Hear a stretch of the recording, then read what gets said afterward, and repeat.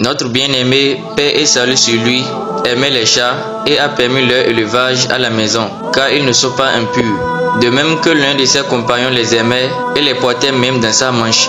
Il fut surnommé Abu Huraira radiyallahu anhu, car il était tellement affectueux envers les chats et en possédait plusieurs.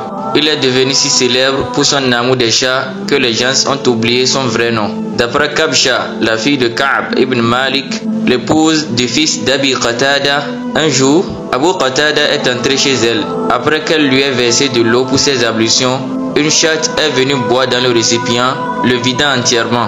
Abu Qatada vit Kabsha surprise et il lui dit: « T'étonnes-tu, ma nièce ?» Elle répondit: « Oui. » Il dit alors: « Le messager d'Allah sallallahu alayhi wa sallam a dit: les chats ne sont pas impurs.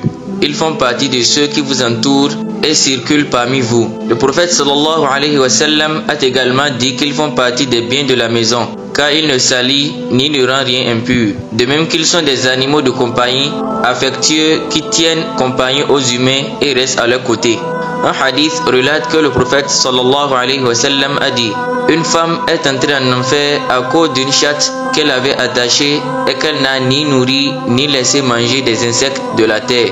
Par conséquent, pour qu'il soit permis d'élever un chat dans une maison, son propriétaire doit s'assurer de lui fournir suffisamment de nourriture et d'eau, ou au cas contraire, il doit le laisser libre de trouver sa nourriture et son eau dans la nature.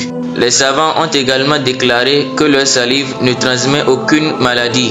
De plus, ils enterrent leurs excréments pour éviter de propager la maladie qui s'y trouve, car la seule maladie qui peut transmettre un chat est si son excrément entre en contact avec une personne. Cela est donc une grande sagesse divine. Ils agissent ainsi pour protéger les humains des maladies qu'ils peuvent porter. Le prophète sallallahu alayhi wa sallam a parlé de ce phénomène il y a plus de 1400 ans et les scientifiques ont confirmé sa véracité. Bien que notre bien-aimé n'a pas besoin de l'approbation de quiconque pour ses paroles, car il est le véridique et le digne de confiance qui ne parle jamais sous l'effet de la passion. Allah est le plus savant.